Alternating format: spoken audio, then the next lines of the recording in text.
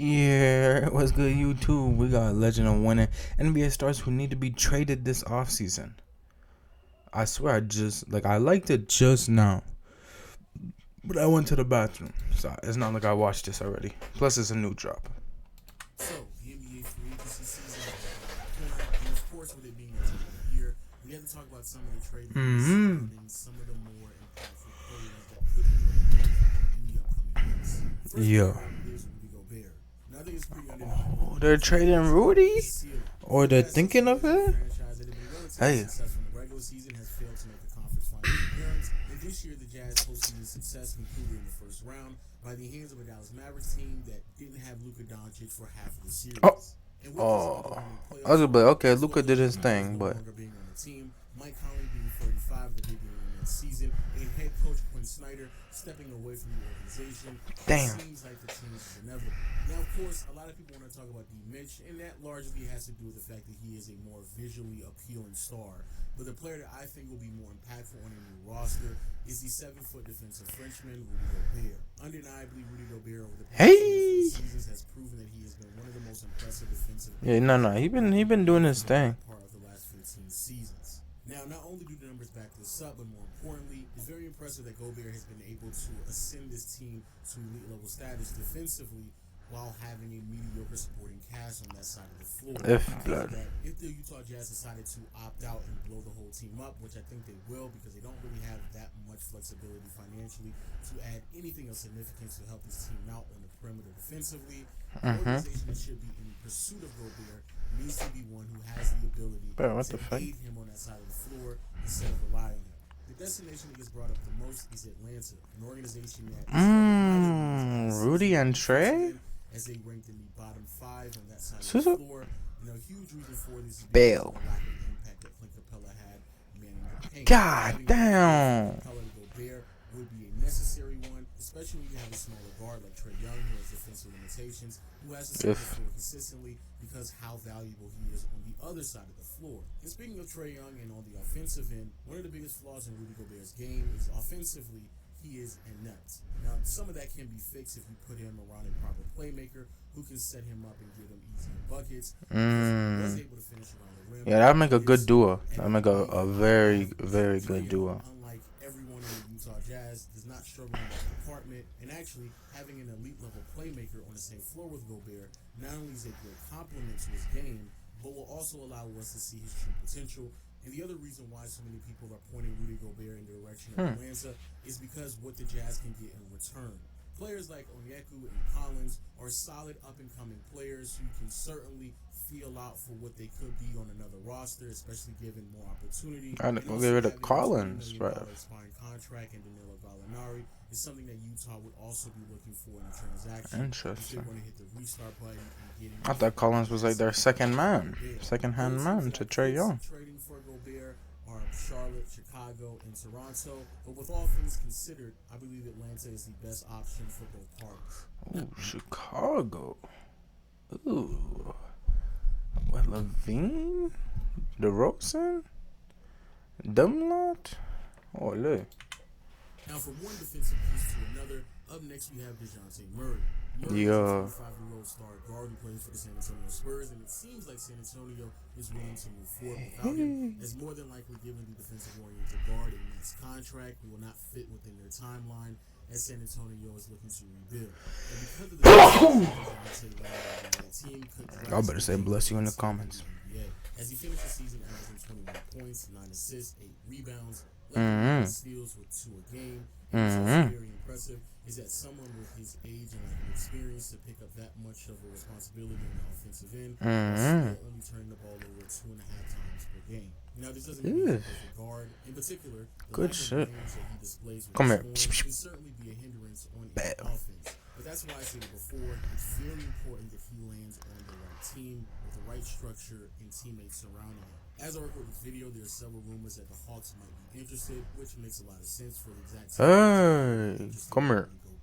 But what makes things a bit more interesting for DeJounte Murray is the added depth in the offensive scheme that he could provide for Atlanta. Defensive-oriented teams like the Bucks, Heat, and Celtics have the personnel to contain Trae Young and really slow down the Hawks' offense to the point where they really won't be that impactful. So adding another ball handler to the roster can certainly add a level of versatility that the offense desperately Ooh needs. wee. Furthermore, with the level of three-point shooting that will be surrounding Murray in Atlanta, I really don't see his limitations being that much of a hindrance on his offense.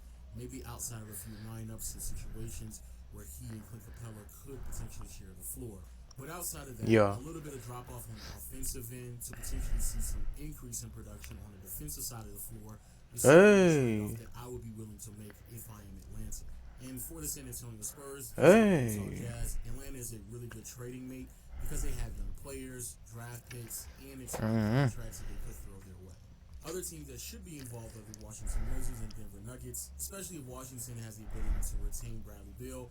The Wizards are an organization that desperately needs some guard play and decision making in the backcourt alongside Beal to make his job easier. So having Yeah. Murray out there in DC would be Is a this a much needed upgrade. But nevertheless, be on the lookout for DeJounte Murray. I know a lot of people don't talk about him. However, if he lands how many on the people right is team, is in he this could video? be game Oh, I thought it changing was. for a I don't know if specific I thought I read organization 5 or and 10, any but title contending I'm team. glad it's I not, bro. really believe he is that good of a player. Cause Up with these next, we have DeAndre explanations, Ayton, low, and 10 would be like an let's hour long start with video. how I feel about the big fella. Standing roughly 7 feet tall and having the ability to score 16 to 18 points per game, while also grabbing 10 boards, It's not that he's bad. and being Just able to shoot Giannis the is his free throw shooter pops. is normally enough for any team in the NBA to keep someone like that on their roster, especially when they're only 24 years old. However, it seems Yeah. like Phoenix might be moving in a different direction if DeAndre That's Ayton has the crazy. ability to go into free agency and receives a max contract from another suitor. And quite honestly, I can understand why Phoenix feels this way. Bale. Ayton has not yet proven that he is a max contract player. His motor is inconsistent. He's not a quality defender. And there certainly seems to be some limitations on the offensive end in terms of his ability to just create his own shot consistently. Now, to be fair, Hey. one could easily argue that Stole that his from play has not been Giannis. consistent over the past 2 to 3 years with the addition of Chris Paul. And because of that, it may have put a cap on his potential impact that he could have on a team if given the proper opportunity. And that's where things get a little shaky. There's several times where I've seen Ayton have the ability to create his own shot. He certainly shows glimpses of being a quality defender, and with him already having some postseason reps under his belt at such a young age, there definitely is a possibility. Whoa. Look at the fucking grab, bro. Look, grabbed his jersey, pulled him. What the fuck, blood? Over the past 2.5 seasons is just a suppressed version of the young prospects. And because of that, many people, including myself, believes that Bro. You don't play with me like that. Phoenix Suns, he might be Grabbing up my worth jersey, the trying to drag me around, bro. I will, Some teams ooh. that immediately come to my Good mind body are slam. the Portland Trailblazers and the Charlotte Hornets. Portland is Okay. an organization that has been scrambling over the past couple of years to make some severe Wait, changes Lillard? and alterations to their roster. Man, get your old trash ass over there. I'm gonna hit this They did 3. so by offloading CJ McCollum, as well as a few other supplementary pieces to give them the opportunity to swing big in the upcoming free agency market. And I certainly believe that DeAndre Ayton should be on their radar. Not only can someone easily argue that Ayton would be a better version of Nurkic with a higher defensive ceiling, but also if everything goes sour and Damian Lillard finally decides to demand a trade, hitting the restart button on the franchise with Ayton and Simons being the forefront of that rebuild certainly puts you in a better predicament than a lot of other franchises in the NBA. This nigga had a amazing diamond card in like 2K21 or something like that.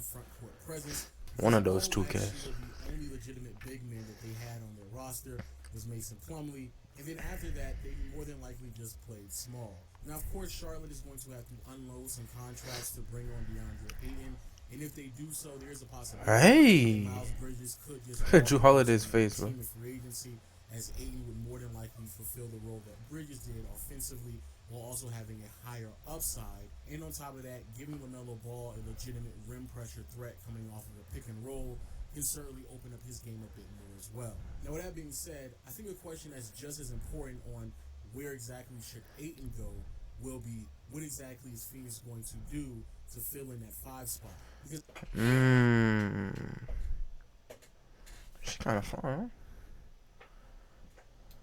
even though, yes, this is a team that just a year ago was able to make it to the NBA Finals, part of the reason why they lost is because they lack size. Yeah. The rest is concerned by picking up JaVale McGee in the offseason, but I don't believe a player like McGee is good enough to just be in a starting lineup. And Hey. on the free agency market, there just aren't that many options. The Suns find themselves in this situation because they were willing to throw so much money at other players on the roster, which inevitably was going to bite them on the backside. Cole Bridges makes bear bread. Could potentially play for another organization organization, it does force many people to question the decision making out in Phoenix. Is it really worth leveraging in the future with Ayton to try to take advantage of the window of opportunity that you have right now, especially when many people, including myself, believe that that window is already closed? Now, for the next couple of names, I'm going to just rattle off quickly because I don't necessarily know how impactful they're going to be on a new team, nor am I even 100% sure some of these players will be moved. For starters, we have Gordon Hayward. Charlotte's trying to move off of the 32 more forward because even though, yes, he is impactful when he's available, the problem is that he's rarely available. And on top of the fact that Hayward being on the team gives them less financial flexibility, so moving off of Hayward for an expiring contract is the most ideal situation. The problem is the Hornets are going to have to find an organization that is Hayward. desperate enough to take on That is so Hayward weird and the saying. risk that is paying him $30+ million, and he may not even be available for all of the games. Luckily for Charlotte, the Lakers may fit the bill, as LA is desperately trying to move on from Westbrook, and with Westbrook on expiring contracts, even though he's Westbrook going to for get more than Hayward, Hayward bro. this season, once the year is over, you now have more cap flexibility moving forward to make more alterations to a young core that's going to move in a different direction. Bell. Now, if that does happen and Westbrook gets bought out, it will be very interesting to see what the market looks like for Westbrook after the piss poor season he just had. Another player that could be on the move is Malcolm Brogdon. Similar to Hayward, Brogdon, when he's on the floor, he definitely can provide some quality minutes. Come on, The Westbrook. problem is that he's You very need to go crazy this year, bro. and with him still under contract for 3 more seasons, You still my dog. $6 million each Let's year, go crazy, the please, Indiana bro. Pacers are certainly looking to move in a different direction after they acquired Tyrese Halliburton at the trade deadline in the middle of the season. But again, once more, the Pacers have to find a team desperate enough Ooh. to take on Malcolm Brogdon's contract with the risk of him just missing a good portion of the season. Once more, the Lakers might be the best suitors, or possibly participating in a 3-team trade just to throw in Brogdon to get the deal done, and in return receiving some younger players and draft compensation. Next up, we have Duncan Robinson with the Miami Bro, Heat. they really go Last get year, rid of he my was so boy. miserable that he was practically unplayable during the postseason, which is Damn. certainly a hard pill to swallow with him being in year one of a 5-year, $90 million contract. Luckily, his contract is still manageable, and at 27 years old, there might be some suitors out there for him. However, because of the bad postseason run and because of the glaring limitations, I Damn. don't know how easy it will be for Miami to find a suitor for his services, especially with him having 4 more years under his contract. More than likely, what you see out of Duncan Robinson today is what you're going to get out of him for the foreseeable future, and that's both the good and bad. And then finally, we have the 2 names that we constantly throw in conversations together, and those names are Bradley Beal and Damian Lillard. Loyal to the soil. Trying to restructure their roster. Loyal around to the Picking up soil, Jeremy bro. Grant was a great move for them, and I do believe they still have a lot of pieces that they can move if need be.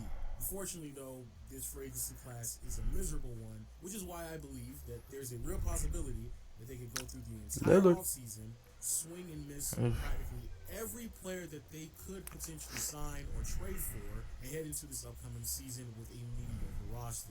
And if that does happen, who knows? Maybe Dame will finally demand a trade that he rightfully deserves. But until then, I just got to see what's going to happen. And then when it comes to Bradley Beal, I honestly don't understand what's going on. He is eligible for a max contract extension, and because it's coming from the Wizards, they can pay him the most money out of anyone else in the league. However, I would have to ask, if you're the Wizards, why are you doing this? Bradley Beal is a really, really great player, but he's not so great that he's going to transcend the lackluster roster surrounding him and constantly lead this team into the postseason. And even if he does, I mean, we're talking about a team that is a first-round exit. Is it really worth handing him a boatload of money just so you can call yourself a play-in contender? Because that's more or less what Washington will be. And then, just briefly, when it comes to Donovan Mitchell, even if they trade Rudy Gobert, I think Utah is going to keep D-Mitch and to try to restructure the roster around him since he's a younger player. So personally, I don't think that he's going to be made available in the open market. And even if he is, I just don't see that many teams falling over themselves to give up a quality package in return from D-Mitch. And with that being said, Okay. about the video in the comment section below. Also, if you want to know my thoughts on the whole Brooklyn Nets and Kyrie Irving debacle, because I didn't put it in this video with him opting in his last year's contract. However, I did talk about it on my second channel, so check it out. Damn, bro. Hey.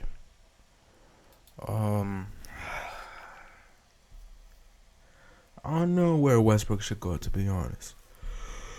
But hopefully my dog gets right, bro. You know what I'm saying?